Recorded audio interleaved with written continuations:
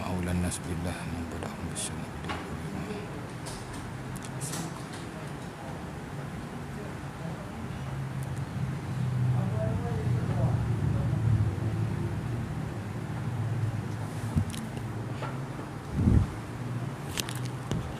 Cuba.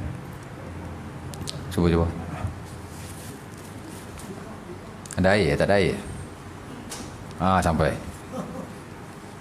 Juk-juk pun daga juga ya. Assalamualaikum warahmatullahi wabarakatuh. Alhamdulillah nahmaduhu wa nasta'inuhu wa nastaghfiruh wa na'udzu billahi min syururi anfusina min sayyiati a'malina may yahdihillahu fala mudilla lahu wa may yudlil fala hadiya lahu asyhadu an la ilaha illallah wahdahu la syarika lahu asyhadu anna muhammadan abduhu wa rasuluh. Allahumma salli wa sallim ala Muhammad wa ala alihi wa sahbihi ajma'in, amma ba'du. Bismillah. Syukur pada malam ini kita dapat sama-sama berjumpa untuk kita sambung kuliah kita yang telah kita tinggalkan pada tahun lepas lah ya. Tahun lepas masa PKP hujung tahun tu sempat sekali kuliah kan. Sekali ke dua kali. Ni kita jumpa lagi lah ya. Lepas ni lepas raya pula kot. Dan saya ingat kita hari tu tinggalkan tuan-tuan pada muka surat 120. Kita menghazbi hari tu, last hari tu bertolak ansur dalam jual beli. Saya dah hurai hadis itu ialah hadis Jabir radhiyallahu taala anhu yang diriwayatkan dalam Sahih Muslim, rahimallahu abdan samhan idza ba'a wa idza ishtara wa idza iqtada. Malam ni kita nak masuk tajuk yang lain, itulah mengucapkan salam dan memberi makan. Diriwayatkan daripada Abdullah bin Amr bin Al-As bahawa Rasulullah sallallahu alaihi wasallam bersabda, di syurga terdapat sebuah bilik yang dapat dilihat sebelah luarnya dari sebelah dalamnya, dan terlihat sebelah dalamnya dari sebelah luarnya. Abu Malik bertanya, untuk siapa bilik itu wahai Rasulullah? Rasulullah SAW menjawab, untuk orang yang berkata baik, memberi makan dan menghabiskan malam dengan mendirikan solat ketika orang lain sedang tidur. Hadis riwayat Ahmad, Ibn Hibban dan Al-Baihaqi dengan sanad yang sahih. Inna fil jannati la ghurafun yura zahiruha min batiniha wa batinuha min zahiriha. Itulah matan hadisnya. Nabi kata dalam syurga ada satu bilik. Ada bilik-bilik. Yang bilik itu dapat dilihat daripada dalamnya. Kalau kita duduk kat dalam, kita boleh lihat sebelah luar. Kalau kita duduk luar, boleh lihat sebelah dalam. Special lah kan, cantik lah. Macam mana? Allah Ta'ala alam. Macam itulah yang kita faham daripada lafaz itu. Tapi hakikatnya tak samalah. Syurga ni hak Nabi sebut, baik makanan, baik minuman, baik apa-apalah dalam syurga, bahasa dengan bahasa yang kita faham lah kan. Nabi kata dalam syurga ada buah-buahan, ada inab, ada anggur. Macam anggur kita pun dah tak sama, hakikat tu tak sama lah, tapi lafaznya macam tu lah kan. Ini adatul ibadiyas salihin ma la ainun ra'at wala uzunun sami'at wala uzunun sami'at wala khatra ala qalbi bashar. Itu asas tentang syurga. Hadis Muslim daripada Abi Hurairah, Nabi kata dalam syurga ni tak ada mata yang pernah melihatnya, tak ada telinga yang pernah mendengarnya, dan tidak ada yang terlintas di hati kita. Maksud hakikat dia tu tak samalah, Allah Ta'ala saja yang tahu macam mana. Tapi mengikut bahasa yang kita faham pasal benda gaib. Benda gaib ni kita hakikat dia kita tidak tahu, pasal kita tidak nampak. Kalau sama pun sama dari sudut lafaz lah, hakikat dia tidak sama. Kemudian Nabi ditanya, untuk siapa bilik itu? Liman ya Rasulullah. Untuk siapa? Nabi pun jawab, liman atabal kalam, untuk orang yang berkata baik. Untuk orang yang berkata elok. Apa makna berkata baik? Maksudnya kata-kata dia itu kata-kata yang tidak berdosa lah, tidak ada dusta, kata-kata yang bermanfaat. Itu maksud atabal kalam, kata-kata yang baik, ya. Memberi makan, wa at'amat ta'am, beri makan.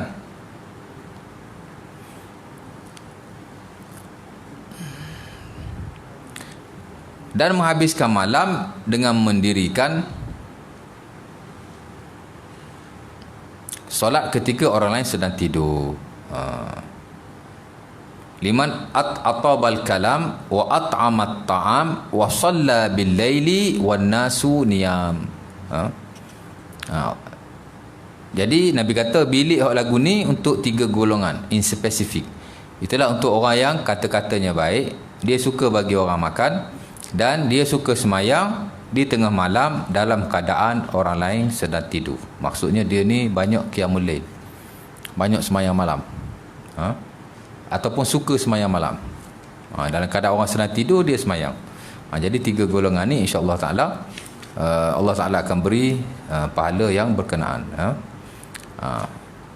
Di situ ia ada humukai dengan tajuk ialah at'amat ta'am, bagi orang makan.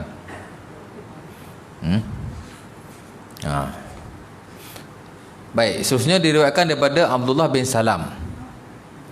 Abdullah bin Salam ni seorang sahabat yang asalnya daripada agama Yahudi, dan dia salah seorang padri Yahudi lah, di samping sebahagian yang lain lah. Tapi Abdullah bin Salam, dia seorang Yahudi datang berjumpa dengan Nabi nak tanya tentang Islam. Dia tanya Nabi 3 soalan saja. Sebagaimana yang diriwayatkan dalam Sahih Bukhari ataupun Muslim, dia mari jumpa Nabi, dia kata aku nak tanya kau 3 soalan yang mana tak ada orang boleh jawab melainkan Nabi. Inni sa'aluka bisalasin la ya'rifuhunna illa nabi mursal, ataupun la ya'rifuhunna illa nabi. Wahai Rasulullah, wahai Muhammad, aku nak tanya 3 soalan, tak boleh jawab perkara ini melainkan jika dia seorang nabi. Pertama dia tanya mula-mula dia tanya 3 soalan, ya. Salah satu dia tanya apa awal-awal makanan dalam syurga. Yang kedua dia tanya, itu soalan nombor 2. Soalan nombor 1 apa? Ini 3 soalan. Soalan kedua, apa awal-awal makanan dalam syurga? Ma awalu ta'am fil jannah. Yang ketiga dia tanya, ma awalu alamati yaumil qiyamah. Ma awalu alamatin yaumil qiyamah ataupun yaumal qiyamah. Dia tanya apakah awal-awal tanda hari kiamat. Soalan nombor 1 apa? Awal apa? Tak ingat lah, tak tengok teks. Nak cerita dia jumpa Nabi, dia tanya 3 soalan dan Nabi dapat jawab. Ketika Nabi ditanya, Jibril datang bagi jawapan kat Nabi. Dia kata nabba'ani Jibril, Nabi dah bagi tahu aku jawapan dia. Dia pun jawab. Dia pun masuk Islam. Dan dia satu hadis yang panjang dan kisah yang masyhur bagaimana beliau masuk Islam. Ketika dia berada di rumah Nabi itu, di tempat Nabi itu, datang orang Yahudi. Nabi pun tanya, apa pendapatmu tentang Abdullah bin Salam? Dia kata Abdullah Salam ni baik lah, itu dia pujilah. Bila Nabi kata Abdullah Salam dah masuk Islam, dia kata dia lah sejahat-jahat manusia. Dan dia ubah statement dia. Yahudi kan, pandai menipu. Dia tu orang yang baik dan anak orang yang baik. Macam mana dia punya matan? Nabi pun tanya mereka, apa pula pendapatmu jika dia masuk Islam? Dia adalah anak yang jahat dan anak kepada anak yang jahat. Tapi matan tu saya tak ingat lah, ya. Dia ada matan yang panjang. Baik. Nak cerita Abdullah bin Salam, ada banyak jugalah hadis daripada beliau, tapi tidaklah sebanyak yang lain. Tapi dia seorang sahabat yang dikenali kerana status dia tu. Di samping beberapa hadis walaupun tidak banyak, tapi dia meriwayatkan hadis-hadis yang masyhur dan of course termuat dalam Sahih Bukhari dan juga Muslim. Jadi beliau amat dikenali, lah. Jadi dia pun tanya, Rasulullah dalam hadis yang lain. Itu cerita lain, ini hadis yang lain. Dia tanya ya Rasulullah. Dia tak tanya, dia mendengar Rasulullah SAW bersabda, ya ayyuhan nas afshus salam wa at'imut ta'am wa sallu wan nasu niyam tadkhulul jannata bisalam. Wahai manusia, afshus salam, sebarkan salam. At'imut ta'am, berilah makan. Wa sallu, dan sembahyanglah. Wan nasu niyam, dalam keadaan manusia sedang tidur. Sembahyang malam lah. Bukan siang. Siang pun ada juga manusia tidur. Tapi tak semua, dan sebahagian kecil mungkin yang tidur. Sebab siang ni banyak orang bekerja. Tapi bila sebut manusia tidur, sebahagian besar manusia tidur ialah malam. Walaupun ada juga manusia berjaga malam ni. Tapi mostly manusia dia akan tidur malam. Maksud qiyamul lail lah, sembahyang di tengah malam.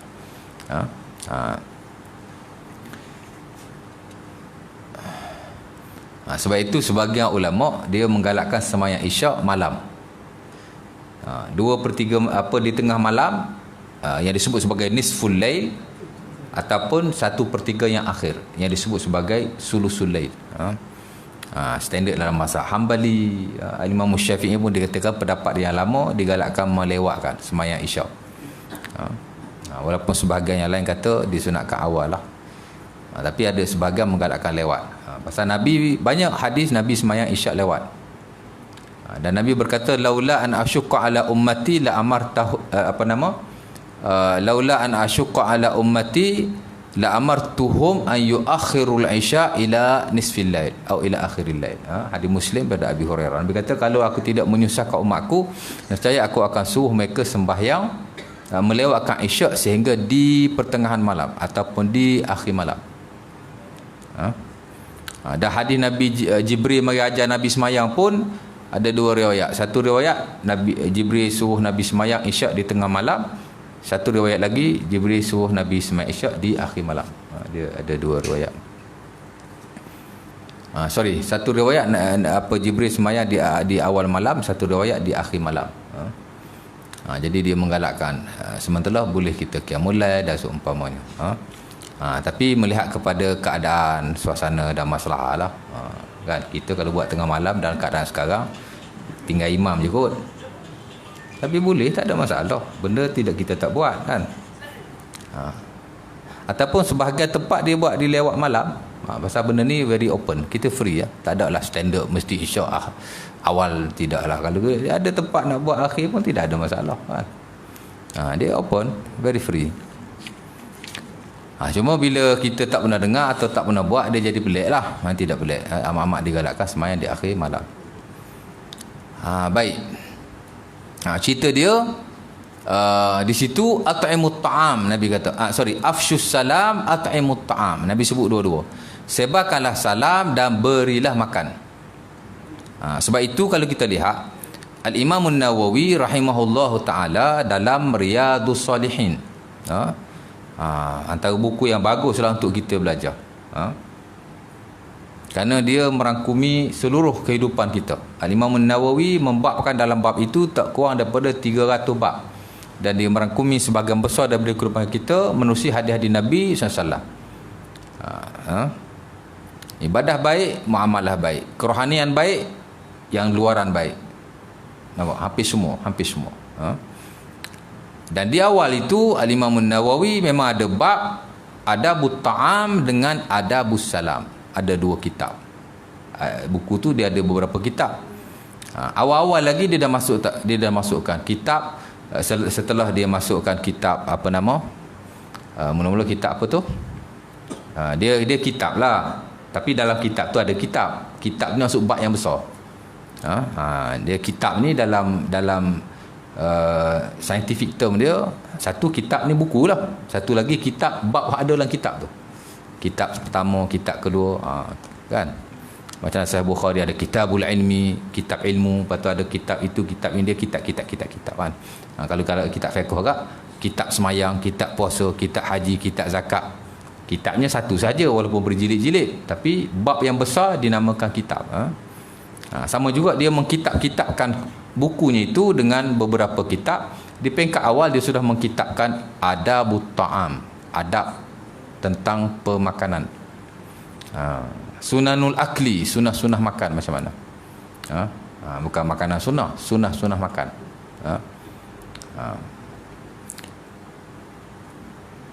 Ada Kitabut Ta'am. Kemudian lepas tu dia dalam Kitabut Ta'am dia nyatakanlah hadis-hadis tentang sebahagiannya galakan kita memberi makan kepada orang lain, especially orang-orang yang miskin, fuqara, orang-orang anak-anak yatim dan seumpamanya.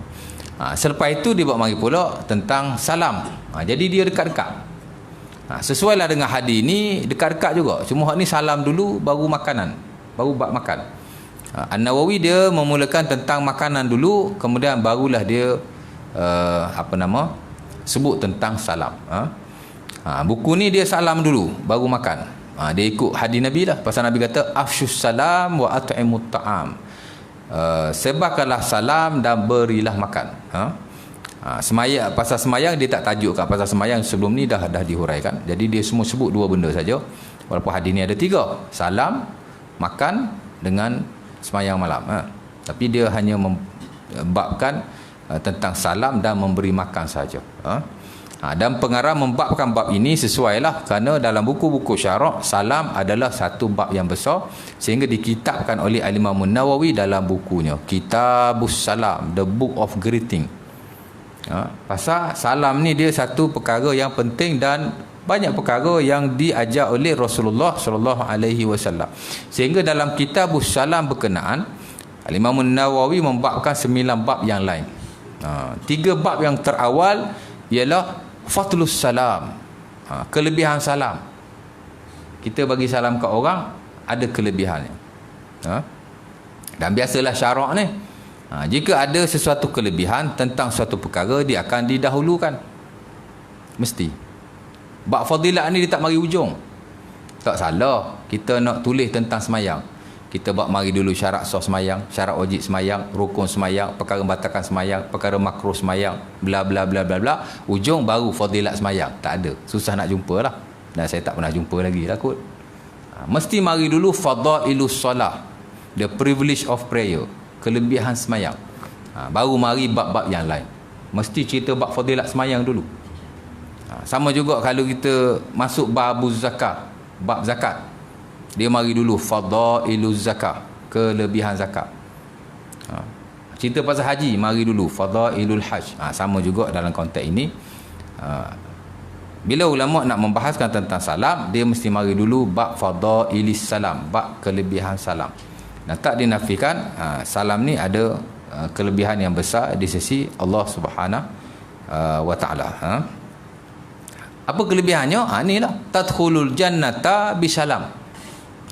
Walaupun taklah banyak hadis-hadis tentang kelebihan salam, sehingga ada beberapa sahaja yang sahih lah. Kok yang tak sahih berlambat lagi, Allah Ta'ala alam. Tapi Riyadhus Salihin itu An-Nawawi hanya masukkan 2 atau 3 hadis yang sahih saja. Antaranya hadis ni kelebihannya ialah masuk syurga bisalamin, dengan penuh salam, dengan kedamaian. Jadi bila kita menyebarkan salam dan kita memberi makan, kita akan masuk syurga dengan selamat. Kan? Dan sebenarnya sesuatu kelebihan bila disebut masuk syurga. Kalau tak datang fadilat yang lain sudah memadai. Betul tak? Kau nak lagi fadilat hak lain. Kau nak pahala 500,000 ke? Kau nak pahala begini-begini. Sebenarnya kalau satu fadilat ada disebut masuk syurga, buat begini masuk syurga, sebenarnya sudah memadai. Ulama kata kifayah, cukup. Tapi kalau ada yang lain tidak ada masalah, kan? Jadi kelebihan yang besar di sisi Allah Subhanahu wa taala. Bila kita beri salam, kita akan masuk syurga. Dan Nabi SAW sama juga antara kelebihan salam, dia ditanya oleh Abdullah bin Amr bin Al-As, seorang sahabat Nabi yang besar, diriwayatkan dalam Sahih Bukhari dan Muslim. Dia tanya Nabi, ya Rasulullah, ayul islami khair? Wahai Nabi, manakah Islam yang paling bagus? Pasal Islam ni ada tahap-tahap dia, ada tingkatan-tingkatan dia, ada grade-grade dia. Aku nak tahu Islam yang paling bagus sekali. I want to know what is the best Islam. Islam yang mana yang paling bagus sekali? Ayul islami khair? Manakah Islam yang paling bagus? Dia tanya Rasulullah sallallahu alaihi wasallam. Nabi pun jawab, tut'imut ta'am, kamu beri makan. Nabi sebut beri makan dulu. Lepas tu baru Nabi jawab, wa taqra'us salam, dan kamu beri salam. Kalau hak ni Nabi sebut salam dulu baru makan. Tapi hak tu Nabi kata tut'imut ta'am, kamu beri makan. Itu Islam yang paling bagus. Pasal apa? Pasal bila kita beri makan pada orang, of course lah, selain daripada kita, mungkin ada orang lain yang kelaparan ataupun yang kurang bernasib baik.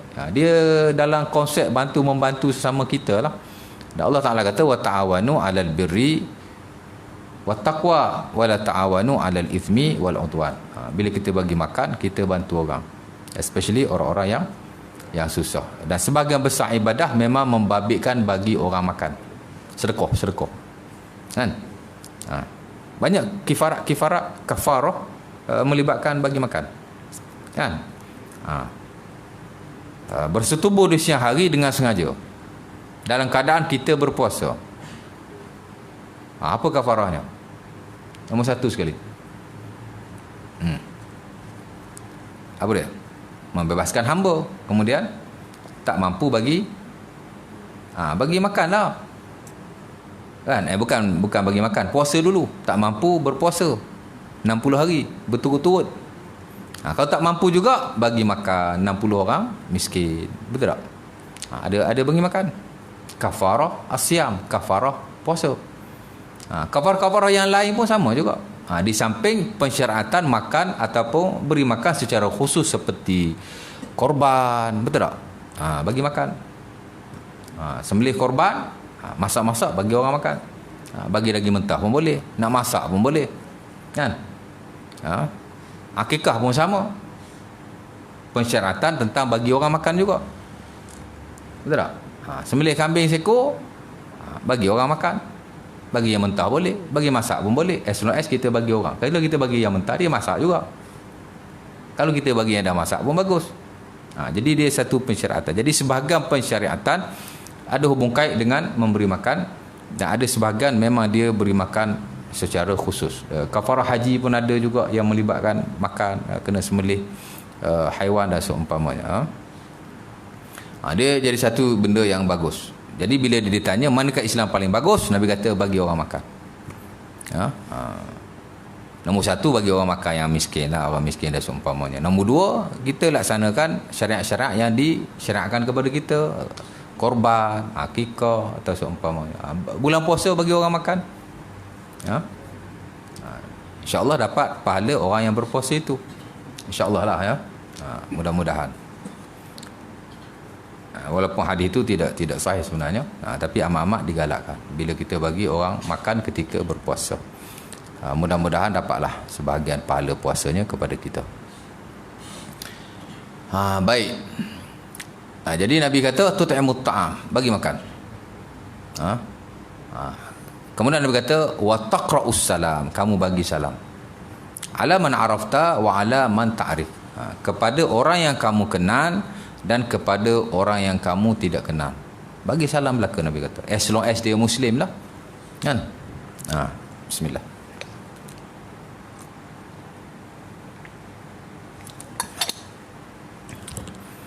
Kerana ulama sepakat memberi salam kepada orang Muslim itu sunnah, melainkan dalam setengah-setengah keadaan saja wajib.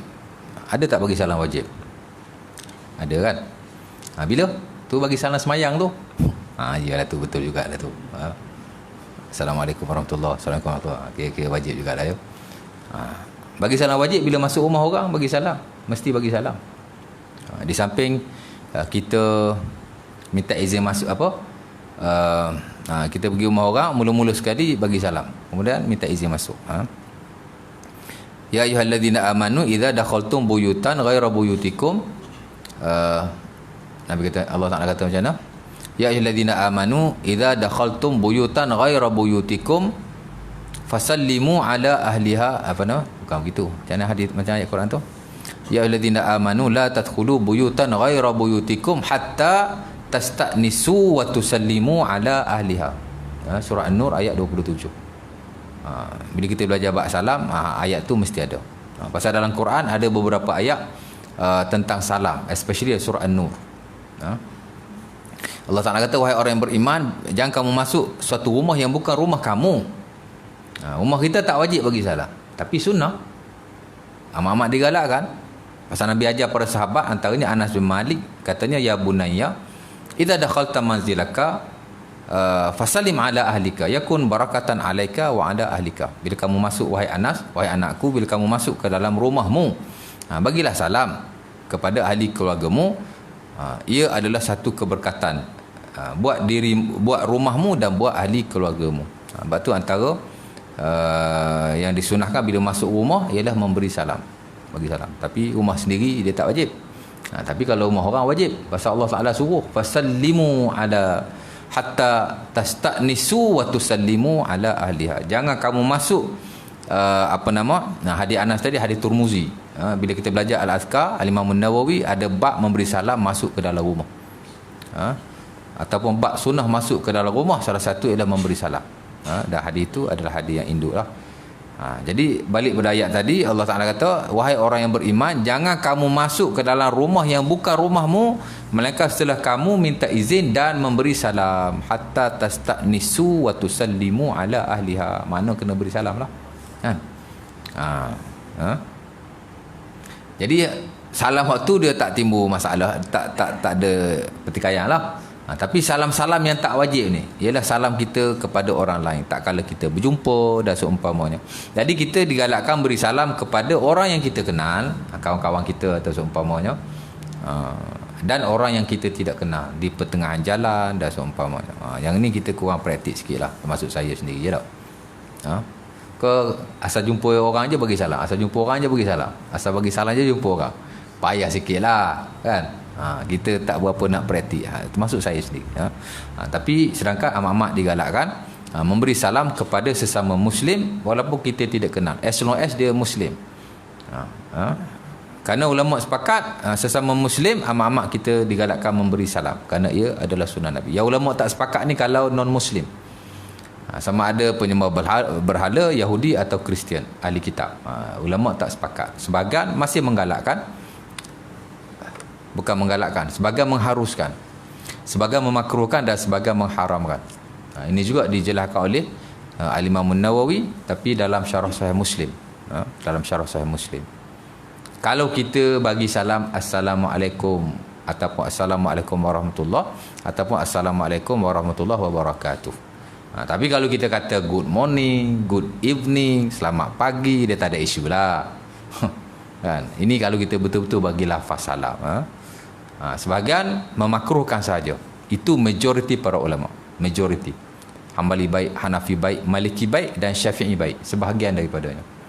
Sebahagian mengharamkan. Dan setahu saya mengharamkan hanya majoriti ulama Syafi'i saja. Sebab itu yang distandardkan dalam mazhab Syafi'i, haram memberi salam, yakni Assalamualaikum warahmatullahi kepada non-Muslim. Tapi majoriti tidak mengharamkan, bahkan memakruhkan sahaja dan melihat kepada hajat dan keperluan. Baik. Jadi kita salam lah ya. Bagi makan dan juga salam. InsyaAllah ta'ala. Kemudian salam ni secara ringkasnya dia ada membabitkan, pertama sekali dia panggil kelebihan salam itulah masuk syurga, dia Islam yang bagus, dan mungkin lagi ada kelebihan-kelebihan yang lain. Kemudian ada juga apa yang disebut sebagai kaifiatus salam, kaifiat salam. Sebab itu dalam Riyadhus Shalihin, Imam An-Nawawi mendahulukan selepas kelebihan salam dia bawa mari ke kaifiat salam. Apa nak kaifiat salam? Lafaz yang kita nak guna bila beri salam pada orang lain. Dan dia petik hadis Nabi SAW yang diriwayatkan dalam Sahih Bukhari dan Muslim daripada daripada Abi Hurairah radhiyallahu taala anhu, di mana Adam alaihi salam memberi salam kepada para malaikat tak kala dia disuruh oleh Allah Subhanahu wa taala. Allah Taala bila cipta Adam, dia cakap pada Nabi Adam, kamu pergi jumpa malaikat tu. Kan? Lamma khalaqallahu Adam qala lahu idhhab ila ulaika nafarin minal malaikah. Fastami' ma yuhayyunaka faqala assalamu alayka ataupun assalamu alaikum faqalu wa alaikassalam ataupun wa alaikumussalam warahmatullah. Kata Allah, kata Nabi, bila Allah ciptakan Adam, Allah Ta'ala cakap pada Adam, kau pergi kat malaikat tu, kau bagi salam pada mereka. Tengok dia jawab macam mana. Ini adalah ucapanmu dan ucapan zuriat-zuriat selepas kamu. Jadi pensyaratan salam ni dia tidak hanya pada zaman Rasulullah SAW, tapi sejak daripada Nabi Adam alaihi salam. Sebab itu kita lihat agama-agama yang lain, especially ahli kitab lah, depa pun ada greeting depa masing-masing. Yang of course lah dikaitkan dengan agama. Mereka pun bagi orang Yahudi bagi salam, dia berpahala juga di sisi dia. Orang Kristian pun sama, kan? Sebab sebagai Islam ni dia, kita lah Islam yang dibawa oleh Nabi, dia kesinambungan daripada syarat-syarat yang terdahulu. Bukan kata kita je semayang, orang Kristian pun ada semayang dia, kan? Orang Yahudi pun ada semayang dia, dan begitu juga dengan ajaran-ajaran yang terdahulu yang berasas kepada para anbiya yang diwahyukan oleh Allah. Cuma ada sikit sebanyak tak sama sebab kita yang paling sempurna, kan? Salam pun sama, depa pun ada salam depa tapi dengan bahasa depa lah, dengan bahasa depa. Kita ni pasal syiar kita bahasa Arab, syiar kita bahasa Arab. Assalamualaikum ataupun Assalamualaikum warahmatullahi, nak tukar kepada bahasa yang lain, tukar pada bahasa Melayu, boleh tak? Tak naklah Assalamualaikum, kod Melayu saja. Salam sejahtera kata awak, kan? Kalau saja-saja nak kata, tak ada masalah. Pada satu greeting, Allah Taala kata wa idza huyitum bi tahiyyatin fahayyu bi ahsana minha aw rudduha. Bila kamu diberi ucapan, kamu jawab ucapan itu. Boleh je. Tapi nak ganti Assalamualaikum tak boleh lah, kan? Pasal inilah fasyarak. Semata-mata nak greeting tak ada masalah. Salam sejahtera ya. Biasa kita bagi salam sejahtera kat non-Muslim. Orang Islam pun bagi salam sejahtera. Sama je Assalamualaikum. Ada sudut maknanya. Tapi dengan sebab lafaz itu dia lafaz ibadah. Lafaz ibadah tukar kod Melayu, tak ada apa lah, kan? Dia mesti dengan lafaz. Sebab lafaz Arab ni dia jadi lafaz agama, lafaz syiar. Lafaz tu lah, bukan perkataan tu, kan? Macam Quran lah, kalimah Quran tu tak boleh masuk tandas. Dan sebahagian daripadanya yang disucikan seperti kalimah Allah, kalimah-kalimah seumpama itu. Tapi kalau nak tulis Arab tak ada masalah. Yang suci itu bukan huruf alif bata tu, betul tak? Yang suci itu kalimah Al-Quran itu, lafaznya itu yang tak boleh dibawa ke dalam tandas dan tempat-tempat yang kotor. Kalau macam tu kesianlah orang Arab, dia tak boleh tulis kata Arab dalam tandas. Hatta dia tak boleh nak cakap Arab lah. Kan?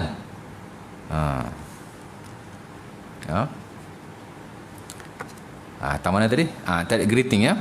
Jadi nak cerita lafaz itu Assalamualaikum. Jadi Allah Ta'ala suruh Adam pergi jumpa malaikat bagi salam. Tengok macam mana. Adam pun pergi, Adam pun kata Assalamualaikum. Ada dua riwayat. Satu Assalamualaikum, satu Assalamualaikum. Sebab tu dua-dua itu harus. Tapi yang paling afdal dan paling masyhur ialah Assalamualaikum. Assalamualaikum ni sebenarnya kum tu ramai. Sebab tu An-Nawawi dia komentar yustahabbu lil mubtadi an yabda, dia kata bi lafzil jam'i wa in kana al musallama alaihi wahidan. Dia kata kita bagi salam ni walaupun yang orang yang kita bagi salam tu seorang, disunahkan kita bagi dengan lafaz ramai. Assalamualaikum, salam sejahtera ke atas kamu semua. Kum tu ramai. Kalau seorang ka, kan? Macam anta lah. Kalau anta ni seorang, kalau ramai antum, kan? Ka pun sama juga kalau seorang ka. Sebab itu tak salah. Ada sebagian sahabat Nabi dia beri salam pada sahabat yang lain dengan Assalamualaikum saja. Tapi tidak makruh, cuma tak afdal lah. Bukan tak afdal, ada yang lebih afdal. Itulah beri salam dengan lafaz jamak. Jadi tak nak fikir dah. Kalau ka kan seorang pula. Kum selalu senang. Assalamualaikum. Dan kita boleh tambah warahmatullah. Dan Adam alaihissalam dia bagi salam pada malaikat, Assalamualaikum atau Assalamualaikum. Malaikat jawab Waalaikumsalam. Dan ada riwayat Waalaikumsalam wa barakatuh. Waalaikumsalam warahmatullah. Itu lafaznya. Jadi kita boleh bagi salam Assalamualaikum. Orang pun boleh jawab Waalaikumsalam, ataupun kita boleh bagi panjang lagi, yang jawab pun boleh bagi panjang lagi. Ada riwayat yang lain. Antaranya dalam Sunan Abi Dawud daripada Abi Hurairah datang Nabi, datang seorang sahabat, dia bagi salam kat Nabi. Ja'a rajulun ila Rasulillah faqala assalamualaikum. Fajalasa faradda alaihi fajalasa faqala an-nabi 'asharun. Pasal apa kita nak bagi salam bagi panjang ni? Assalamualaikum cukup dah, ataupun assalamualaikum cukup dah. Tapi kalau kita bagi panjang, Assalamualaikum tambah warahmatullah, bagi salam kan. Jawab pun sama. Bila kita jawab pendek dengan jawab panjang, apa beza? Beza dia pahala jadi kurang. Kalau lagi panjang, lagi banyak pahala. Ada sahabat Nabi jumpa Nabi, dia bagi salam kat Nabi, Assalamualaikum. Nabi pun jawab, Waalaikumsalam. Dia pun duduk. Nabi pun kata, Asyarun. Dia tadi bagi salam, dapat 10 pahala. Asyar ni mana 10? 10. Yakni 10 pahala. Summa ja'a akhar faqala assalamualaikum warahmatullah. Mari seorang lagi, dia bagi salam panjang sikit. Nabi pun jawab, dia pun duduk. Nabi kata 20, 20. Yakni 20 pahala, 20 pahala. Mari yang ketiga, dia bagi panjang lagi. Assalamualaikum warahmatullahi wabarakatuh. Nabi pun berkata kepadanya salasun, 30. Jadi semakin panjang jawapan ataupun salam yang diberikan, semakin banyak pahala yang kita dapat. Tapi sampai itu saja kan. Assalamualaikum warahmatullahi wabarakatuh. Tambah-tambah lagi kot, ada lagi kot. Mungkin orang Arab kan dia pandai, ataupun orang yang pandai cakap Arab, perkataan-perkataan greeting yang lain dia duduk tambah tu. Allah Ta'ala alam lah. Tapi yang dinaskan, lafaznya diibadahkan hanya sampai situ saja. Assalamualaikum warahmatullahi wabarakatuh. Ini untuk kita beri salam kepada yang lain. Cuma dalam semayang warahmatullah saja. Assalamualaikum warahmatullah. Assalamualaikum warahmatullah. Dia tak sama. Tapi kalau semayang assalamualaikum dah memadai. Cuma makruh lah di sisi majoriti para ulama, kerana Nabi bila beri salam, Nabi setakat assalamualaikum warahmatullah saja. Semayang dia tak samalah, sebab semayang ibadah khususiyah. Dia terikat dengan nanas yang khusus, yang spesifik. Tapi ada riwayat Nabi wabarakatuh. Tapi ada satu dua riwayat saja. Sebab itu ulama tidak menggalakkannya secara rutin. Sekali-sekala boleh. Assalamualaikum warahmatullahi. Assalamualaikum warahmatullahi wabarakatuh. Sekali-sekala. Itu disebut oleh An-Nawawi dalam Al-Majmu'. Once a while. Tidak selalu. Pasal ada riwayat. Tapi most of the time Nabi hanya memberi salam ketika solat. Sembahyang fardu baik, sembahyang sunat baik, imam baik, makmum baik, hanya sekadar Assalamualaikum warahmatullahi sahaja, ya. Itulah. Kemudian ada lagi lah beberapa tentang adabus salam, adab salam. Bila kita bagi salam, digalakkan kita bersalaman, kan? Kerana bila kita bersalaman sesama kita, setelah kita memberi salam, gugur gugur dosa daripada kita seumpama gugurnya daun-daun daripada pokok yang kering. Gugurnya daun-daun yang kering daripada sebatang pokok. Macam tu. Umpama dalam hadis Tirmizi daripada Anas bin Malik, Nabi kata siapa jumpa muslim dia bagi salam. Man laqiya musliman fasallama alaihi thumma safahahu. Nabi kata tahatat anhuma zunubuhuma kama tahatat alwaraq min hadzal syajar. Siapa yang jumpa saudara se-Islam bagi salam, kemudian dia bersalaman, dia gugur dosa daripadanya seumpama gugur daun-daun yang kering daripada pokok ini, kata Rasulullah SAW. Tapi sekarang tak boleh nak salam lah, kan? Silap-silap salam kan kena compound kan. Jadi secara asalnya bersalam tu amat digalakkan, ya. Bila bersalam senyum, itu juga amat digalakkan. Jangan bagi salam tapi masam pula. Digalakkan juga bagi kita dulu bagi salam kat orang, jangan orang bagi salam kat kita. Berubuk-ubuk bagi salam, bagi kita salam kat dulu kat orang, kan? Bila kita berjalan, kita bagi salam kepada orang yang duduk, al-mashi 'alal qa'in, macam itulah.